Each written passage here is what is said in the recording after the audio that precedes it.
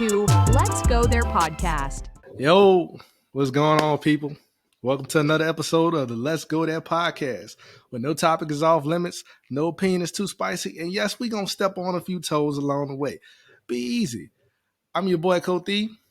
With me, I got Rel, the Great, aka Voice of Reasoning. Got KB with us for sure. You know, KB the chef, because he always gonna stir some shit up. And today, we spinning the block. Today, we running it back. We coming back with a part 2 of last episode. And last episode, we were talking about generational curses. You got to put a condom on that thing. Put a condom on them curses, dog. Right. Because listen, my last name is yours, or your last name is mine, however you want to spin it. But that trauma of yours, damn sure ain't mine. I ain't holding it. We moving on. We growing. We going on to bigger and better things. But before we do that, as usual, we got to do what? Put the tip in. We got to put the tip in. Let's warm it up. All right, fellas. What you got, Ray? Good to see y'all again. You know what I'm saying? Another week. Fuck y'all. I've been waiting on this for 7 days. Fuck y'all. 7 days I had to wait on this. Hey, man. Hey, calm down, man. Sir. We all brothers here. No, you two are brothers. Y'all act like that on this show. Go ahead. All right. So today's game is called Are We Alike? Rapid Fire. Mm-hmm. All right. Yes, we are. So what this will require is I'm going to choose one contestant to go first, but the other contestant going to have to take their headphones off so they can hear the answers. All right. And so this is really based on y'all. So if y'all are alike, there's no drinks that have to be taken. But if y'all are alike, if y'all are not alike, then y'all have to drink some drinks. Got it? Sound like I need to go make me another drink. Isn't that in the contract? You gotta have a full drink when we start this damn. No, it's the contract is in there for. He for about the to make other Wreck-It Ralph come out. But shout out He Drunk about to Uncles. The Drunk Uncles is part of the contract. Whatever. This one you took too long. I was already drinking. All right, we ready? And just let him go first. I can go fix it. All right, hey, that would actually work. That works. That works. Because I'm good at reading lips anyway. We'll put a 1 up for you. Never mind. This nigga. All right. All right, KB, you ready? Yeah. Rapid fire now. All right. Dominoes or spades? Spades. All right. Mac and cheese or yams? Mac and cheese. All right. Let's see here. Martin or Fresh Prince? Martin. That's kind of crazy. All right. Friday or Coming to America? Shit. Gotcha. It's gonna be Coming to America for me. Damn, that's crazy. Kirk Franklin or Fred Hammond? Kirk Franklin. That's kind of crazy. Whippings with the hand or whippings with the belt? I'm gonna have to take the hand all day because I can judo chop and move some shit out the way with the hands. That belt is undefeated. That shit getting through there. Yeah.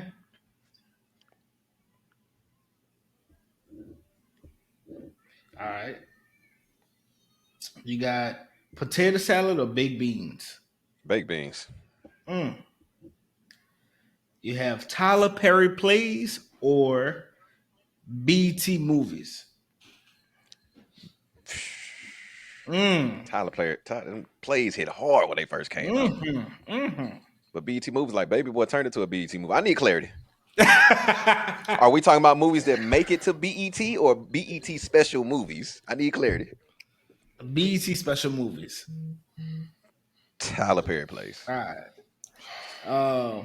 80s to 90s music or 2000 to 2000. 80s to 90s. You ain't got to fit the 80s and 90s. No, between 2000 to 2010, it went through a tear. So just be It did. careful. That's when I was okay. I mean, I was in the club. I was I'm just saying. Travis Porter, Why you T-Pain, The just- Dream. Oh shit! Dog, that's what I'm saying. 2010s was crazy. Stop yelling. What's the criteria? Am I going for longevity or how it made me feel right then and there? It's a big difference. Just go off of your feel. Go off of your feel. Go with your gut. This is rapid fire. For some shit that I can listen to consistently every day, all day, 80s to 90s. I gotta go with. All right. The last one, Kool-Aid or sweet tea? You asked me the blackest question I've ever heard Blacker in my than motherfucking black. life. Powerful nigga tree at work tonight. Kool-Aid or sweet tea being in the South? Right now, I'm gonna have to say sweet tea. Childhood, I would go Kool-Aid, but right, sweet tea.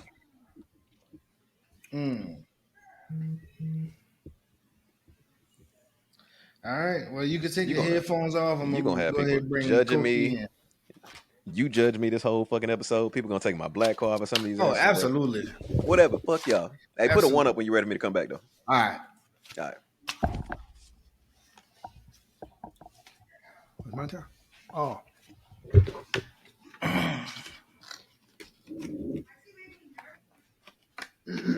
Give me a second, brethren. Wow. Pull out the cards. I was about to start a game.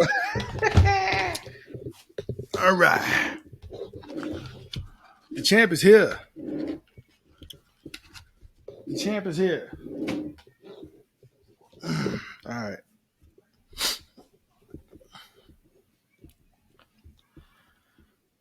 Damn. Give me a second now. Give me a second now. Man, I need to get you into the modern age. Hey, nothing is better than pen and paper. All right. First of all, A tablet. All right, you ready for your rapid fire? All right. I guess because I don't even know what to expect at this point. Dominoes or spades? Spades. Mac and cheese or yams? Yams. Friday or Coming to America? Coming to America. Kirk Franklin or Fred Hammond? Fred Hammond. Make up your mind now. Kirk Franklin. Kirk Franklin. Whoopings with a hand or whoopings with a belt? Whoopings with a hand. Potato salad or baked beans? Ooh, baked beans. Tyler Perry plays or BT movies? And I'm gonna specify because niggas need me to specify. BT specials. Tyler Perry plays or BT specials? Tyler Perry plays. 80s. This is a big one. Okay. 80s to 90s music or 2000s to 2010 music. 80s to 90s music. Really? All right. Kool-Aid or sweet tea? Kool-Aid.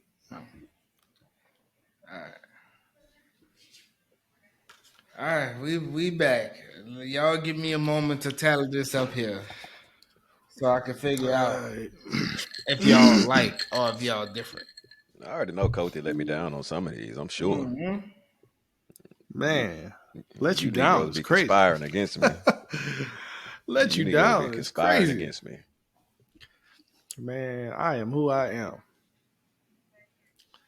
Unwavering. Well, why he tallying those up? Like, I wonder if it's really just a cultural thing or is it like geographic? Because y'all from New Orleans, I'm from Alabama. Or generational. I mean, but we about the same age, so like we should have, you know. Well, we are the same age, really. We a week off. But yeah, we should be closer in that. But like, I mean, y'all, like, let's yeah, say for maybe. the music question, like y'all bounce the biggity. We ain't got that here. 80s and 90s for y'all might have been different if y'all was doing some bounce music like that back then. Generationally, because bounce is bounce. Like if there was a difference in like, if there was something that could compare, you know, like I don't know what y'all Nothing were compares listening to to bounce in music. comparison. Nothing. for y'all though, I'm saying like in that wheelhouse. Not saying they're equivalent like to the exact number. I'm saying like for Louisiana, we got bounce music, we got jiggle Yeah, music, that's what I'm saying. we got Unless y'all wasn't on like know, that Crank That era, like when Crank That everything was, y'all wasn't doing it. okay, so you moved to Atlanta. So yeah, I mean, I'm closer to Atlanta, but we was doing that more so out here back then. Right. So okay. Right. So that would, But Crank That was like Soulja Boy would have made it to Louisiana though, right? It did, but it just wasn't hitting like compared to bounce music. Oh yeah, no. Like we doing it. You know what I'm saying? Like we know the dances and whatnot, but it ain't when the bounce shit come on, we vibing. In Atlanta, out this way, I don't know if they vibing like that. They'd probably rock with it just the same. What you got? And I'm sure I didn't do this the most efficient way. I could have done this better, but y'all not alike, and it's only about one. I think I heard the one that was because that motherfucker said yams. Close. I think that I actually heard it. My headphones are pretty loud, but I heard that one at least. And when I said it, I'm like, he probably picked mac and cheese because everybody else is so. I could go through it. So that's not me, dog. So on the first one, dominoes or spades. Y'all both pick spades. All right. The second one, mac and cheese or yams. KB chose mac and cheese. Corey Coty chose yams. Can I get to the yams? Because I got to have the yams. For Martin or Fresh Prince. I did not get that question, sir. I thought I gave you that question. You did not give me that question because I would have definitely picked. That's Fresh what Prince. I got marked on here is Fresh Prince. We gonna run the tape back, people. What? I've never said Fresh crazy. Prince. I can't wait to see this. You just knew what I was gonna say. Anyways. I never said Fresh Prince. KB chose Martin. Coty chose Fresh Prince. All right. He just knew I was gonna pick Fresh Prince. That's crazy. So on the next one was Friday Coming to America. We did that one. That was the one. KB chose Coming to America, and Coty chose Friday. Mm-hmm. No, I didn't. Coming to America. This man drunk. God no.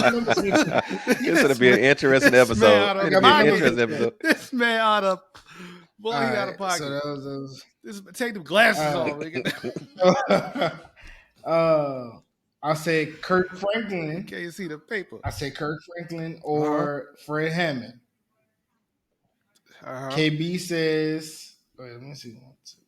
Melodies from heaven. KB says Kirk Franklin. Absolutely. And Coty said Fred Hammond. This nigga. Wait. Let's wait. Because I'm waiting. You reading some shit right now. Yeah, wait is right. I fucked it up. Yeah, what Coty said Kirk Franklin. All right. I told y'all there was a better way I could have did this, and I fucked up. All right, leave me alone. He got the worst spade sheet ever, boy. Them points are all screwed up. Man, I definitely said Fred Hammond first, and then I thought about it. That's why Kirk Franklin. Niggas be changing their asses when I'm moving on to the you next missed question. Fresh Prince and Martin for what, sir? Well, you already lost credibility. You missed the whole question. We got whippings with a hand or a whipping with the belt. Hand or a belt. KB said whipping with the hand. I said the hand. I know better. Yeah, said hand. I'm about to say I know better. Ain't nobody picking a belt with sense. Yeah, sir, I don't know why you thinking. I'm gonna tell the people what I said. Because we might as well do it that way. For some reason, this feels like deja vu. I don't know why. This feels like deja vu for me. I wonder. Right. I'm starting to wonder. Anyways, so potato salad or baked beans? I said baked beans. You know what? Let's start this. This dog. What sheet do you have? This man. Y'all want to see this shit? Y'all don't want to see this shit. Yeah. Put it up. Show the camera. Show the people. Let's see. Wow. Sir, what? What were you doing? What? Whole time we answering questions, nigga over here doodling and shit. Doodling and drawing pictures and stuff. Like, what are we doing right now? I'm gonna The do worst I'm gonna draw an icebreaker host eyeball ever. right here. Like, ain't paying attention to a lick of the shit we saying. Show us The this fuck? shit again. Show us this shit again. Come back here. Yeah, Let me put see the this. shit back up. I want to evaluate. Nah, thoroughly. y'all I'm gonna go rip your ass so y'all bad go right now. Let me see this. He said the people can pause it. foolishness. That's crazy. They can pause it. God, dog. I won't see this one more All right, again. you one more time. Nah, I couldn't see it. I saw It was too bright. Nigga, that's Of wild. course Nigga you over here saw playing tic-tac-toe while we doing the damn. Man, That been like bruh, a golf this cart. man out here doing a goddamn Oh Sudoku my gosh. puzzle over there. Oh man! All right, let's wrap this up, man. All right, Tyler Perry plays or BET Man. award. I mean BET said movies. I said Tyler Tyler Perry Perry. plays. Yeah. 80s to 90s music or 2000 I 2010. said 80s and 90s. 80s to My man. 90s. Kool-Aid or Pause. Sweet Tea? I said sweet tea. Kool-Aid. See, I knew I was right the whole time. I knew my numbers was right. So that no, you About said one. we You was said off one. That was the one. one. No, It was like That was three the of them one. hoes. macaroni and cheese and yams. It was three. That one. Yams. It was another Yep. one maybe. We got Kool-Aid. That's Hey, one. hey. Kool-Aid, mac and cheese. And then the other Mac one and was cheese. what was the other one? There was one more in the Right, middle right. somewhere. All right, Coach D, what you got for the state report? Shit. God, What you got? Thank y'all for playing. Talk about Oh, we alike. We all drinking. Clearly, we all need a I've been drink out drinking of the that whole one. time just for that. Coach D, what you got for statement? Golly, my boy. So I mean, ultimately, I mentioned we running it back, spinning the block. We gonna continue the conversation on generational curses. Last episode, we finished up talking about carrying on the generational curse of how we discipline our children, right? Kind of wanted to, just kind of revamp that convo. We were talking how in some cases these children today do require a bit of rough discipline. They require a little bit of ass whipping here and there. Spankings. We just ain't going to the degree of beating a child, right? Some children are very hard-headed, very hard to teach. And in some situations, situationally, it may require them to get that butt spanked to get them in line. However, I'm also a believer myself. I'm a believer in this generational curse that we carry that particular tradition on because that's all we knew. That's what we were taught, or that's what we learned from our parents when they did it to us. And essentially, it makes sense that in these tough situations, it's easier to get them in check this way because it's quicker. But to be more effective, to be, more efficient in the way you teach your child, I'm a believer that we just don't have the tools, the resources, the knowledge that's needed to teach this child because they're different, or they learn differently, or they're tougher than most, right? And they're hard headed in a sense because that's also a conversation in itself. Children being hard headed. Some of them are just strong willed, dog. And it's really your will versus theirs. Because you're the parent and you got more power over them, you could whip their ass. You could whip them. You could discipline them in that fashion. However, if you as the parent, the superior in the situation, right, you took the time to learn how to handle this situation emotionally, intelligently, or just in a different parenting manner, things could go different. It could go in a way where they actually receive the lesson you're trying to teach rather than just being scared, being afraid of you. Because that also becomes a thing. Most parents traditionally go through life teaching their child to, to fear them in a sense, right? You put the fear of God in them. I'm sure a lot of people have heard that before. from the parent, and that's not always what you want for your child. You know, a lot of parents, they want to share their love and they want to instill certain lessons in their child that they can take, you know, for the rest of their life. And unfortunately, it's harder at times than others. Um, but yeah, I'm just not a believer in, you know, always going that route. And I'm not saying that y'all are, or many people are, but I do feel because of that, I feel like it is a generational curse. It is something that we carried on, that we, you know, we took from our parents, and it was embedded in us because we went through it. I would actually, I'm going to add to that just a little bit. I don't even think it originally came from the parents. Just my own personal opinion. I think it might have came down from slavery. That's fair. Truth be told. So like you fuck up, you got the whip, you got this, you got beaten in different type of ways or whatever. And I think that's something we picked up from that particular time period. Basically, the mentality is better to be feared than respected. If you fear me, you ain't gonna fuck with no shit that I'm saying. Like you got it. You fear me, respect it. You can probably still get out of line even with somebody you respect at the end of the day. When it comes to kids, I think we carry that. Like, I want you to fear me. We don't say it, but I think that's a subconscious thing. You fucked up, I'm gonna get this belt. But like you said, like, it is better to try to understand the kid, because kids are different. There's no one size fits all. It ain't no belt for everybody ass just because of this and this. It's situational. If my kid run out there in the street, that's a hazard. That's a health. That's dangerous. You might catch a belt behind that, because I got to make sure that you don't want to do that again. However, if you spill some juice on the floor or whatnot, that's not qualifying for a belt to me. So I'll stop there. So I'll throw a wrench in this, and I'll say why fear is a bad thing. And the reason why I say this, and I'm gonna get a little biblical here. Okay. Well, I guess not really biblical. We'll see.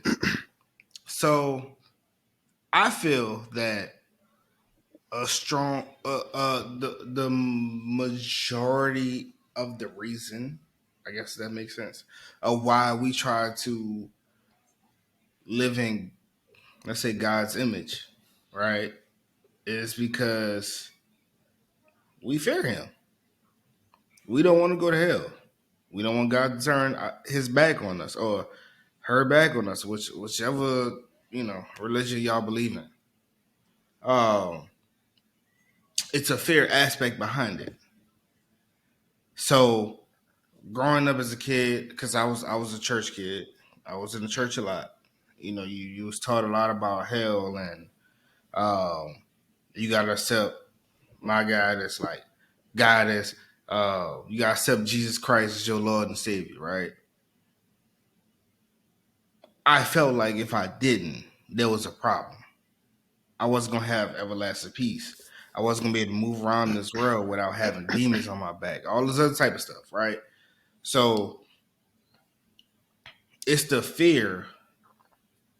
Like, even though it might be the right thing, it's still the fear that, like, I don't want to fuck up and not do this.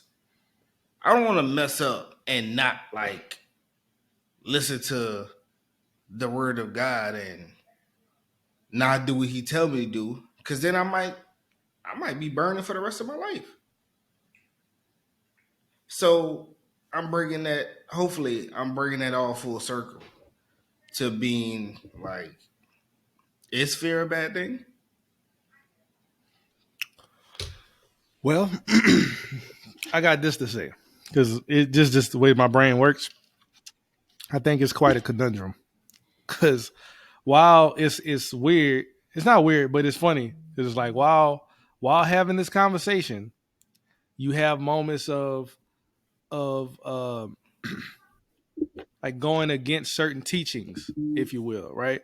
And I granted at the same time I'm saying this, He ain't done with us yet, right? We all got stuff we got to go through, and we all got our vices and whatnot. But it's like we're going through it.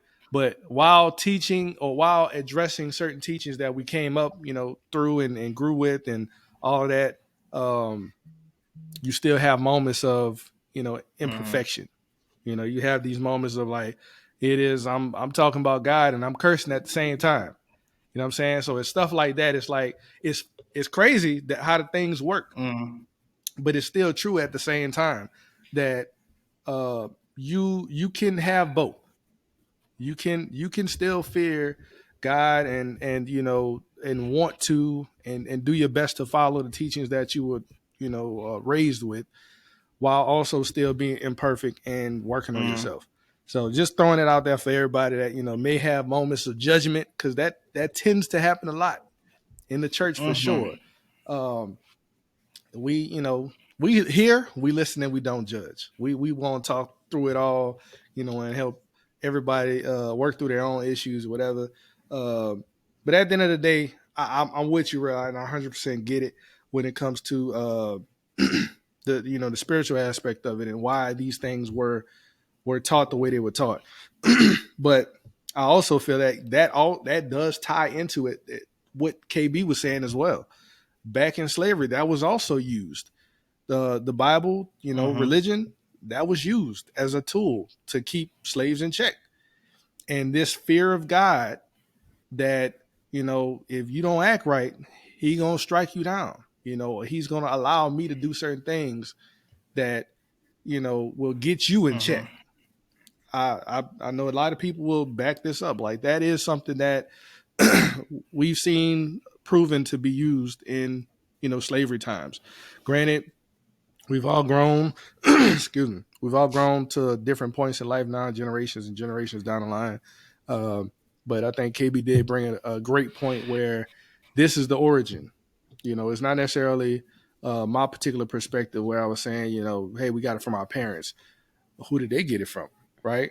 That's the real spin. It's like plot twist. You learned it from them, but what did they learn it from? And who did they learn it from? And ultimately, it goes all the way to the root of slavery. And this is how discipline was taught amongst the many. And the next thing you know, this is all they know, to teach their children, and so on and so forth. So now we got to a point where it's bigger and better. We've gone through it enough. We've learned enough, and we've now learned that children can be talked to. They can be, communicated with in a different fashion that will get the message through. The problem is, on the flip side, the parent not knowing what to say, or not having the patience to work through it and get that child there. And that's where my stance is where I think we as parents need to be intentional with a lot of different things, and this is one of them. I think to answer Rail's question about fear, since you went biblical, I mean, the Lord didn't give us a spirit of fear at the end of the day. But do I think it's bad? I think in a lot of situations it can be. If somebody has a fear of losing me, I think that's okay. If you have a fear of going to jail or something like that, that's okay. But for my kids, for what we put on our kids from generation to generation, I don't think it's right to have my kids fear me. My kids shouldn't be afraid of me. I think they should respect me, respect my rules, respect my house, respect all of this shit, whatever case may be. But I don't want you to fear me. If I love you, and we can talk. That's a whole nother conversation about God and fear and stuff like that. But if I love you, I don't want you to be afraid of me. I just want you to respect me, respect what I say, respect my rules, respect this and that, so on and so forth. And once you don't respect that, then depending on how severe that disrespect is, belt. If it's just a little bit of disrespect, we can talk about it. We can. It's a teaching moment type thing. So, and I also wanted to, real quick, I wanted to piggyback that and say, I think where you were going with it, KB, was it's not so much about the fear of you, it's more so the fear of the consequences. Because we all know every consequence has a reaction, or every action has a consequence, is what I meant to say. And understanding that, or teaching that to your child to the point where they understand it, is not you fearing me. Listen, hey, you can do what you want, right? But at the end of the day, understand that those actions will have consequences. And unfortunately, I may have to whip your ass. So what I was gonna say is it a thin line between fear and respect? Love and hate. Oh, my bad. Is there? I think it can be. I think it So can be. Oh, go ahead. My bad. Go ahead. nah, you good. So I mean that's kind of my thought. It's like, yeah, you respect me because you have that fear, and I can only speak from like my childhood and me growing up as a kid, having my dad and my mom. Like, I'm not okay. Let me rephrase that because I definitely act the ass in school sometimes. Um, all right, Sometimes. bro. Anyways, Just saying. I'm not gonna go out here and sell drugs because I know my dad, my mom, they gonna cut up and it's gonna be madness, right? Hell to pay. Right. It's gonna be some shit. So is that respect or is that fear? Or is it like you're teetering that line between both? Like, I respect you, but that's because I fear the consequences that I'm gonna have when I do this. And just to bring it back, I'm not that much of a biblical person. I try to be, but just to bring it back is if I say like, oh, I don't believe in God, like there is a fear that I will burn in eternal fire, whatever, whatever. So it's like, do I take that chance? Or do I respect what he or whatever put in this scripture? I think what you said, for me, you basically said, in my opinion, my answer. So I think that you fear the consequence, but you respect the person. Like, I respect God, but I fear what He can do to me at the end of the day. Mm, So for a parent, I should respect my parents, their rules, like I said, all these different things or whatever. But what they can do to me, that's what I fear. I fear the consequences, but I mm. shouldn't fear my parents. That's all I was saying. And I got another question, but I know Corey had something to add to that. Yeah. No, I was gonna spin off to something else because I know Go we ahead. Go we ahead. did Go ahead. kind of we didn't definitely drill Yeah. that home. I think to a good degree. The next point though was still along the lines of parenting, right? The the over parentification of children was the next point, right? Where we're ultimately we're putting certain responsibilities on children that shouldn't be. Um, you know, I would say, i.e., washing dishes or mopping floors or certain chores that maybe as young children they may not need to have those What age you got to responsibilities yet. specify? Um, I know that's the hard part because even at like young ages, 5, 6, they I'm once about they're to say able to capable. function or understand how this works, that once they're Mm-hmm. capable of doing it, at some young ages they want Mm-hmm. to do it, right? But to when it gets to the point where it's your responsibility. Like, I'm working all day and I need you to take care of the Mm-hmm. house now. So to that degree, or where I'm working 2 jobs and you're an 8, 9, 10-year-old and you got to look after your little sister, your little brother. Those type of responsibilities that those children, 13-year-old, 12-year-old, whatever, and they're taking care of Like children adult type shit. at these ages. Yeah, yeah, like legit walking the child to school or Mm-hmm. whatever. Like, things that adults typically do, they're responsible for this now. And I think these particular these events that take place that lead to this, sometimes it can't be helped, but it is something that I think exists amongst our culture for sure, where some believe they don't have to have this child do it, but some believe, hey, this is like a rite of passage. Yeah. This is something you got to do because, hey, I had to do Mm-hmm. it. And now it's passing it on from generation to generation to generation. And yeah, I think it's another one of those things that fall into that line of, hey, this is a generational curse that we need to invest time in to intentionally break, because it's not necessarily healthy for the child to go through childlike experiences, and they grow up and go through the world and, they were able to live their childhood. Instead, they had responsibilities. They didn't get to go have fun with their friends, you know? I think Basically, I think the short point is that I feel like you're trying to make is putting too much on a kid too soon. I think that's the thing.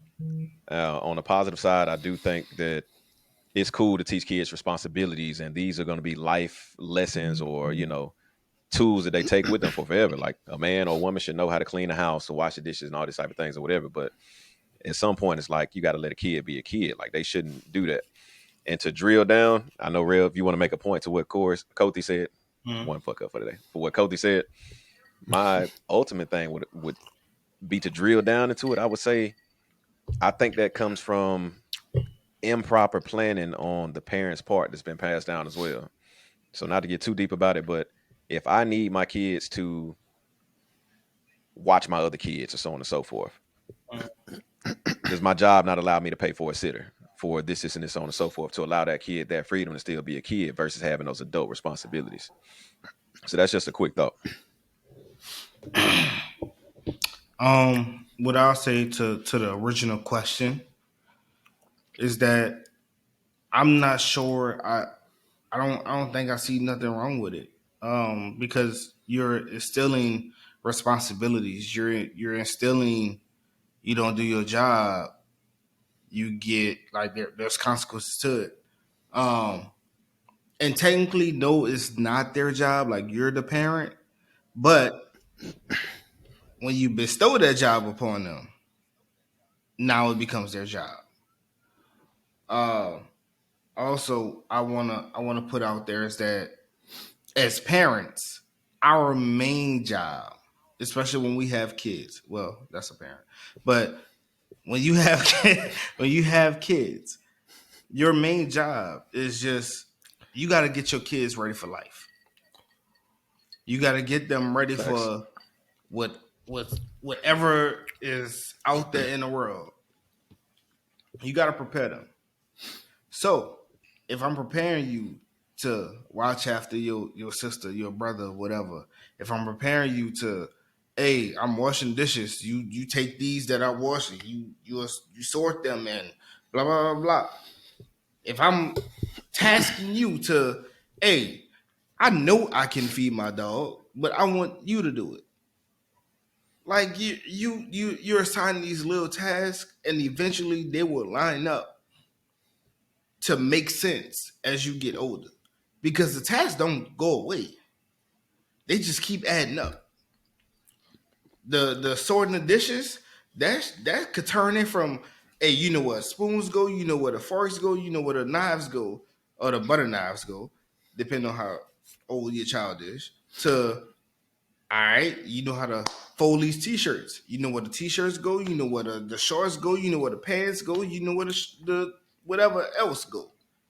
So these are building blocks to teach your responsibility, knowing how to Okay. be self-sustaining. And Kothi, I'm sure you know this saying. When does a when does a boy become a man? I might be butchering it a little bit. Oh, when do you become a man or something like that? I got a drunk uncle's comment, but I'm gonna keep it to myself. Yeah, bruh. Yep, And yep. go ahead. So no, I was gonna say like, no, I definitely get where you're going. And I get your point. And this is what brought me to, I guess a the line in the sand. I think we need to draw the line in the sand, because a lot of the different points you made, I think, are essential in raising your child. From, like you said, boy to a man, or young lady to a young Mm-hmm. adult, young woman. I think those are very essential lessons. Being self-sustaining is a very essential lesson as they're growing from adolescence to young adulthood, or even childhood to adolescence. However, the line in the sand here, I think, is where we're talking chores, tasks, these self sustaining lessons versus adult parenthood style, tasks. So, like babysitting, in a sense. Like you a 10, 11, 12-year old, and you taking care of this 2-year old, 3-year old. That's You know what I'm saying? wild when Like, you think about it. yeah, like you got some good understanding at this age. However, you shouldn't be parenting. Mm. You know what I'm saying? Like, oh, you taking care of your 4, 5, 6-year-old who going through tantrums and all of these other, little baby growth spurts that they go through.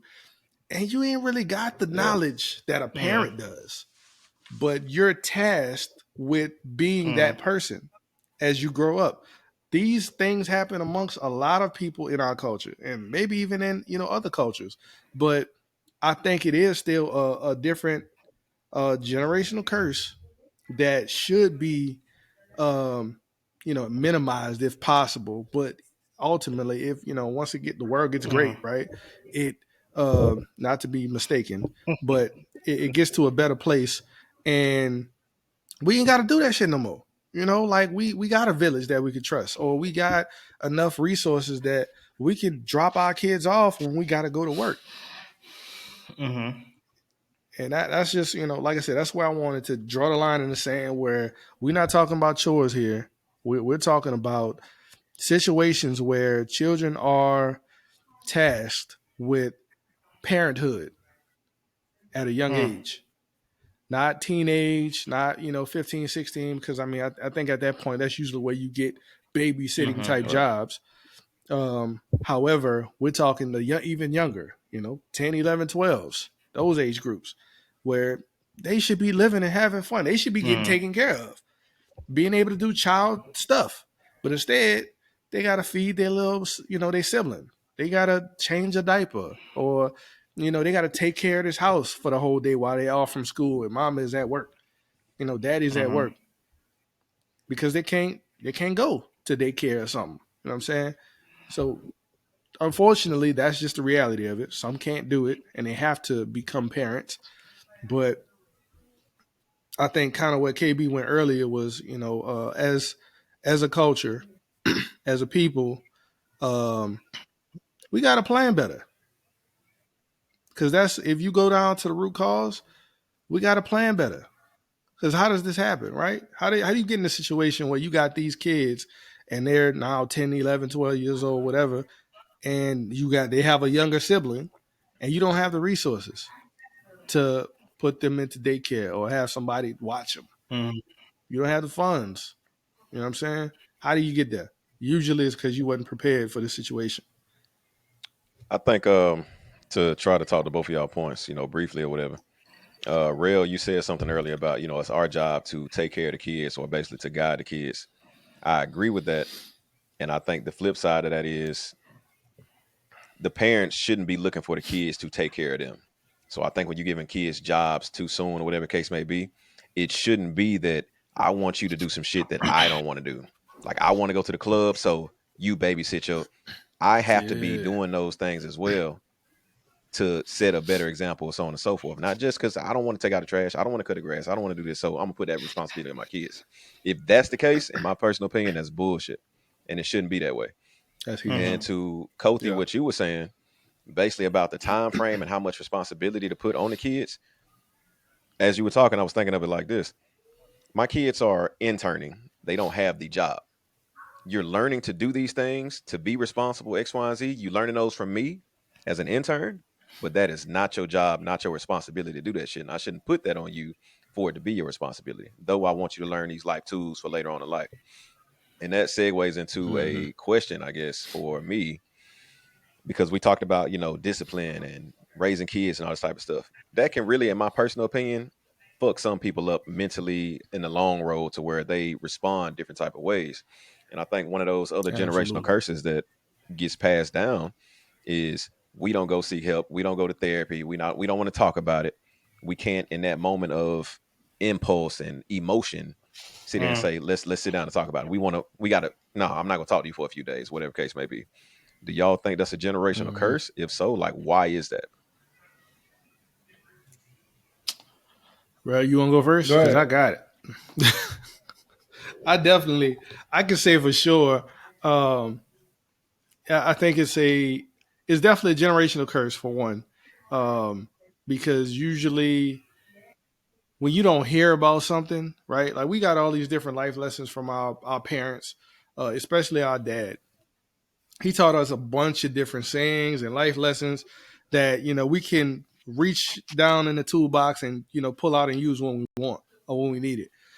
But when it came to mental health, that therapy side of life, and therapists, oh, we confide in our parents, we confide in our friends, and like, we don't need no help. Like, that's for the mentally ill. You know what I'm saying? Like, those are the type of lessons that you pick up.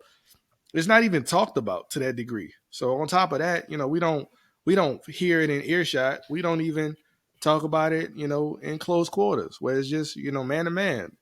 Whatever you got going on, it's good to seek some professional help in this particular lane that can help you manage it better. And I think initially it was looked at, as we came up, it's looked at as a medical issue. You like, it's just helping you to grow. It's looked at, hey, you need a therapist, it's because you got medical issues. You like crazy. your mental state is, yeah, facts. So in that realm of thinking, you look at it as like, I don't need that shit. Like, I'm good. I ain't, I can figure this out. And you go through life over and over. Like, for the longest, especially in my marriage, we all go through counseling to start it off. You got your marriage counseling before you get married. We went through that. All was good. Even heard about the different, I guess, hills that you have to climb and the curves in marriage, those year marks that you got to go through where things usually get tough. All marriages have them, and I've heard about it. I ain't think nothing of it. I'm like, all right, we got it. You hit those points in life, and it starts to become a reality. You start to realize, maybe I do need some help. You know what I'm saying? Like, maybe I can't handle this shit on my own because I ain't been through it. And I don't have the tools that'll help me get through to my partner or my partner get through to me. So I need help. Realizing that, and I think part of it is culture, the culture shift. But being able to realize that in our current position, in our generation, is huge compared to our past generations, our parents. They didn't do that. They wasn't even open to the idea most of the time. And they for sure didn't pass it on to us. At least for myself, I can't speak of any moment where I saw my parents saying, "Hey, yeah, I got this therapy session I got to go to," or I was talking to my therapist. How we have those candid conversations now. You ain't never hear about that from your parents. At least for sure mine. You didn't hear about the older generations talking about, yeah, my therapist was telling me such and such, and I'm working on this within myself, yada, yada, yada. Today, that is a candid conversation. That is something that we as men are able to openly talk about. Like, yeah, Brian, it ain't no big deal. This shit helping me grow. Mm-hmm. Well, I feel like a big part of that is the saying of like, you don't ever let people know what's going on in your house. So my thing is like, all right, if I can't talk to my friends, I mean, we ain't know nothing about a therapist, especially growing up. Mm-hmm. And I feel like I can't talk to you. Who I talk to? So then we carry that on into dating and potentially, if you're blessed enough to be married, and it's like it just carries over. Well, I mean, I can't Next talk to my generation. parents. I don't really feel like I could talk to my wife. Who I talk to? So, Yourself. right, you talk to God. yourself. At the end of the day, you talk to yourself, you talk to God, and you try to come up with the best answers you could come up with. But this is one thing I will stand firm on is, man, therapy can change your life. It could change your life. It could change the life around people. It could change the life for the people that's around you. It could even change. I mean, we talk about generational curses. It could change the way that you treat your kids. So I definitely say, man, therapy has worked wonders. I will say also, be sure about the therapist that you're going to. Yeah, that part. Everybody ain't for everybody. Everybody ain't for you. Pick your therapist wisely. I would to add to that, well, not to add to it for real.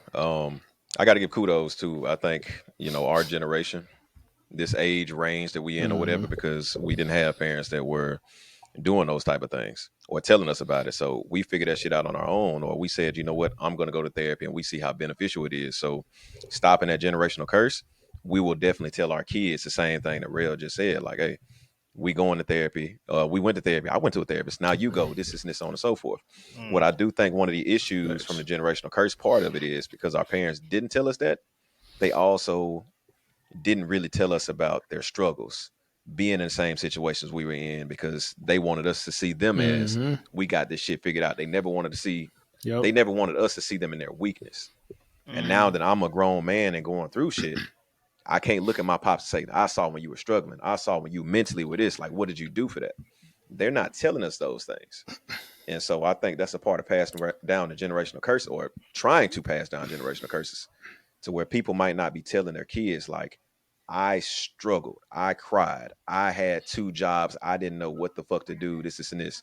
So now when your kid gets older and gets in that situation, they just feel like, I need to be strong.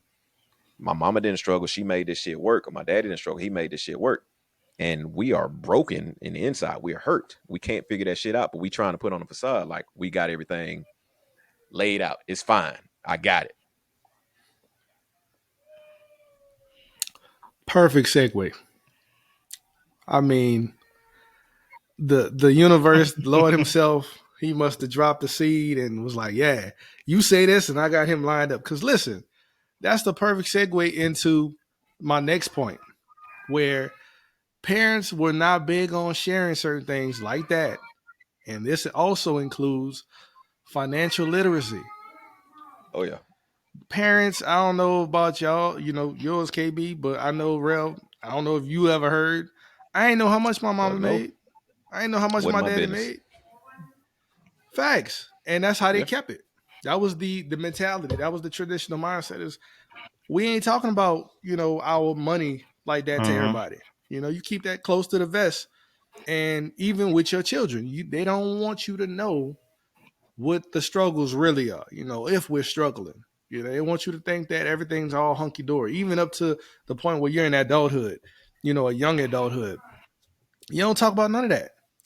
I personally, knowing now what I know, I think that at a certain age, that would be very useful knowledge for young adults to understand where your parents are. Hey, here's the bar at the very least. So at least for me, the bar I know is my parents had a house. They were able to afford certain things and do certain things with us. So I know at least that's the bar for me. But as far as a financial literacy number or a financial literacy bar, I don't have that. I don't have nothing that I can reference and say, okay, my parents were making such and such. They had a retirement fund. Their retirement fund over so many years equaled this. I need to, invest in some stocks. A whole bunch of different. There's a plethora of directions you can go with when it comes to financial literacy, and we in our generation coming up weren't shared these different lessons. It was always keep it close to the vest, make them think that everything's good. If I can add real quick, because I know it's probably your time to speak, and I know we finna wrap up in a minute, but I might get emotional. I don't know, but liquor, all that type of stuff. But for real, like, no, I can honestly respect. I agree with you, Kothi, and I kind of had the same point. Like, nah, we should know these things or whatever. But in some way, shape, or form, fashion, I can respect that my mom didn't let me know the number she was making and how hard it was for her, and she made me feel like everything's okay. Like, I'm still getting this game system and I want, this, and this, so on and so forth. And she busting her ass, not knowing maybe 100% how, when, where this next paycheck is going to come from. I get to live life blissfully because of that type of sacrifice. However, I feel like you said, at a certain age, like, I need to know that you were struggling. It's going to make me respect you more. Like, my childhood was great in my eyes as a young kid. I'm oblivious to a lot of the shit that's going on. But no, let me know, because I could potentially be in that same situation. And what you tell me could help me get through the shit that I'm going through now. Let me know you struggled in your marriage or financially, all these type of things. Let me know that shit. And now I got it. And now I can give some more information to my kids, passing it down to them. That's not the same as what you gave me. It might be a little bit better. Like we improving over the years through generations, and I think that should be the goal. So I will say this. I think there's this saying, and this saying goes for a reason. A child needs to stay in the child's place. Because one, I feel that if you overshare, there's a bunch of different things that can come with it. So on a more childish side, I mean, because we're children, or we were children, and we do children shit. Oh, my dad make a 100,000 a year. Oh yeah. Well, my daddy make 200,000 a year. So now that creates some things. Or you could be the only kid in the school who daddy make 100,000 a year. Now you could potentially be getting bullied. You ain't gotta know all that. You probably don't fully understand what 100,000 a year means.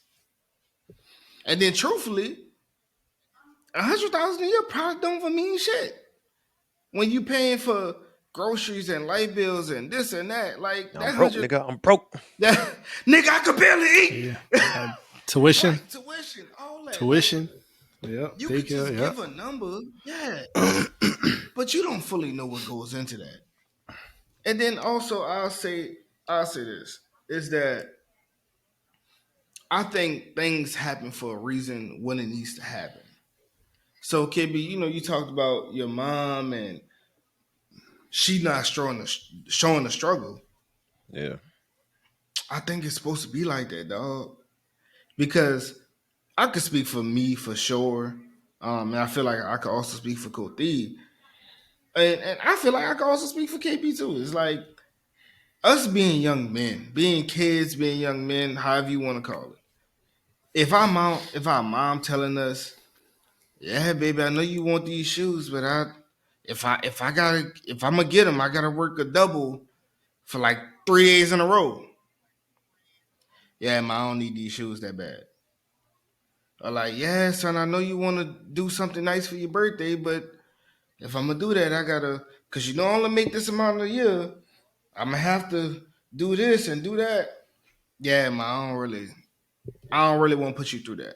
So in the essence, it's really causing you to grow up faster, cause you're not gonna be living that childhood that you lived.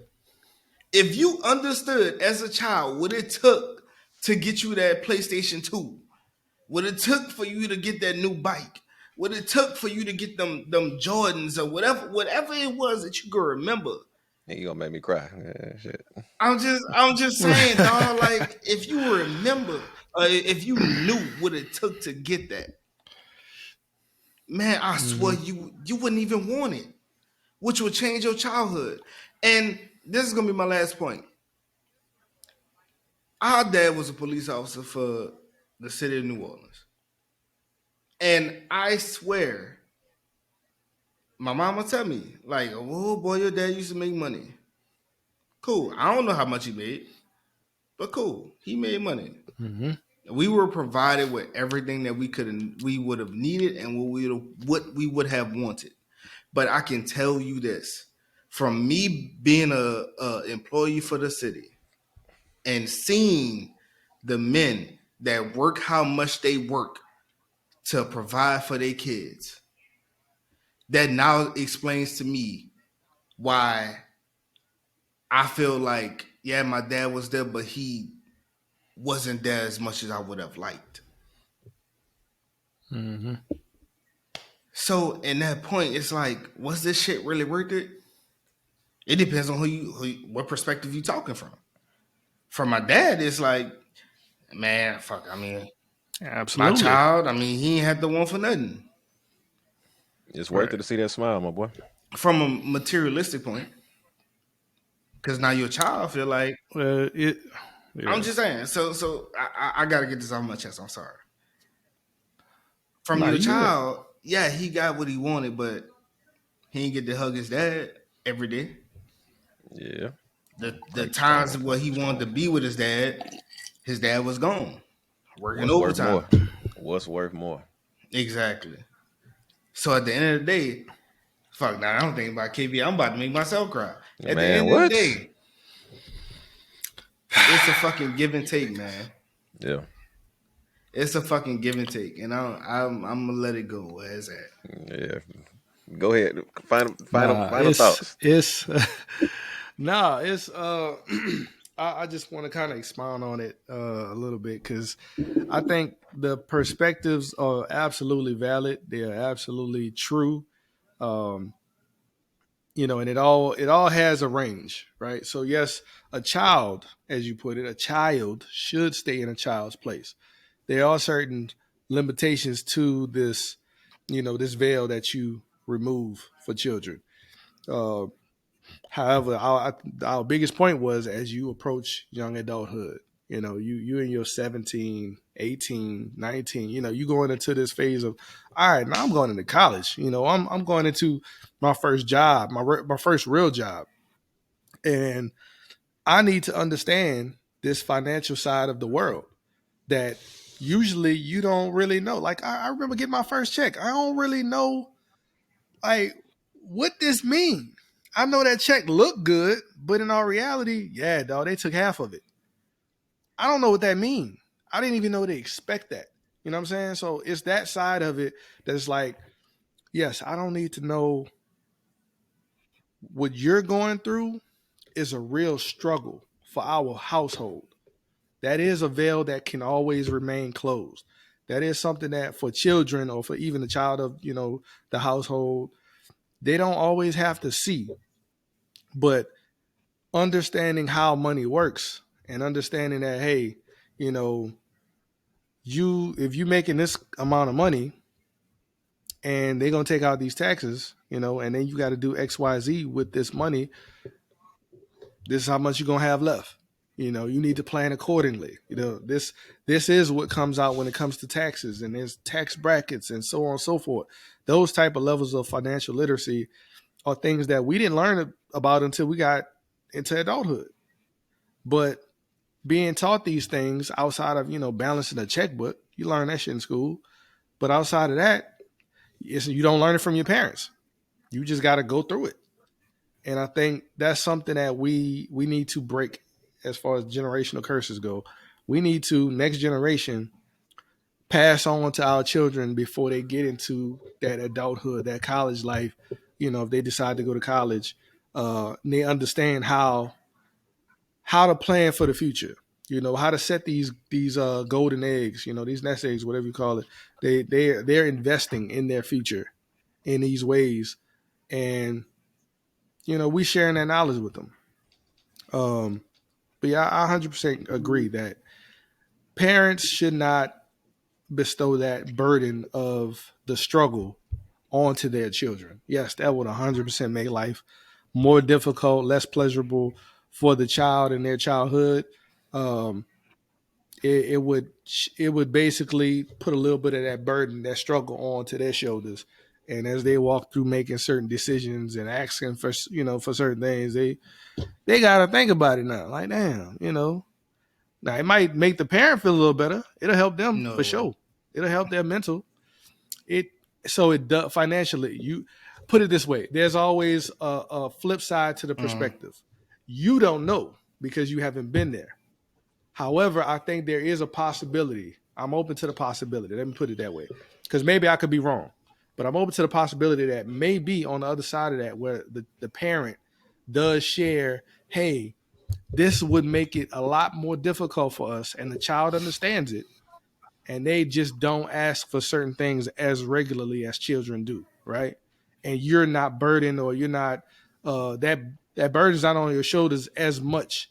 So you kind of, it's a little bit of a relief. Like, I can understand that perspective, is what I'm saying.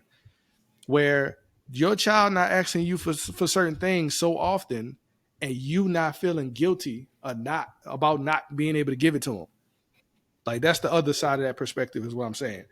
So I can understand where maybe they get it, and maybe it makes it a little lesser, yes, you may feel guilty about not being able to do it, but at the same time, financially, it gives you some, a little bit of a break because you got all this other shit to worry about. That's all I'm saying. But all in all, yeah, dog. Financial curses, financial literacy in the generational curses, lane of things is 100% another one of those things. I think we gotta invest time in and chop it down, get it out of here, help our next generation of I still gotta say children. my point, motherfucker. Why you getting up out of here? Like, no, we ain't doing it. I'm ruined over here. Like, Go ahead, dog. I thought you wanted to land it. I'll land it Go then. ahead. Goddamn. Nah, go ahead. I thought you was cutting, like we were finna cut. That's what I thought. My bad. But I'll say this, first off, like Alexa play Dear Mama, whatever. Like y'all niggas got me in my feelings and shit. But I think, for one, shout out to all the moms or whatever, because y'all be willing to sacrifice a hell of a fucking lot, and I truly do mean that, and I know that from experience or whatever. But for the point that y'all made, my final thoughts of this, like, yes, I do respect. Like I said, I appreciate parents in general's ability to shield their kids from the real world and what they're struggling with, so on and so forth. In my case, working with a single mom or being raised by a single mom, yes, I loved having that childhood. However, if my mom would have told me at an age that I was able to understand, like, hey, we can't do this, like you said, Coach, we can't do this, whatever case may be, I would have been like, mama, that's cool. And that also eases the burden off of you, even though it's probably gonna hurt, whatever. But that's gonna ease the burden off you because, like, hey, I don't need these J's. You want to buy me these J's? Absolutely. I don't need them. You want to buy me this? I don't need that. Right. I'm fine. I'm cool. That's one. Two, I think for the grand scheme of things and generational curses or whatever, I don't know how feasible it is for the generations before us to actually change. Like, I don't think my mom is going to go to therapy. I don't think my dad is going to go to therapy, grandparents, none of that type of stuff. I think that's, for the most part, sadly to say, pretty much done because they stuck in their ways or whatever.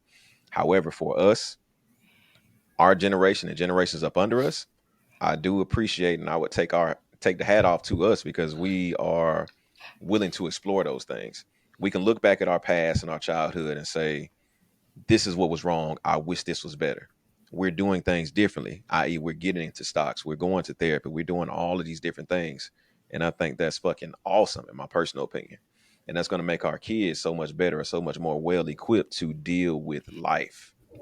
And I think that shit is fucking priceless at the end of the day. And side note to everything we've been talking about, I know this was like a deep and heavy conversation, especially towards the end, but Drunk Uncles on Thursdays. Let's go there on IG, 8:30 p.m. Central Time. Pull up. We can talk about this live if y'all got some things y'all want to say. Yada, yada, yada. Pull up on us. We'll respond. Kothi, go ahead. Drunk Uncles on Wednesdays. What did I say? Oh, Thursdays. My bad. Liquor hitting right now. My bad. Drunk Uncles on Wednesdays. I thought that's what I said. We gonna Wait, we gonna put before we close out though. Right, before we close out, I know we've all said our points, and no matter if we disagree or agree, I will say this: being a parent is number one. Yeah. No matter if you're struggling, no matter if you're well off, no matter if you're sharing your finances or your struggles or whatever with your child or whatever, however you want to put it, however you want to slice that pie, being a parent is number one. Learn from your childhood. Learn from what you feel like is affecting you and go off of that. Be a parent. Because we got a lot of kids out here in the world that ain't got none. Facts. You took the time to make them. Take the time to take care of them. Bars.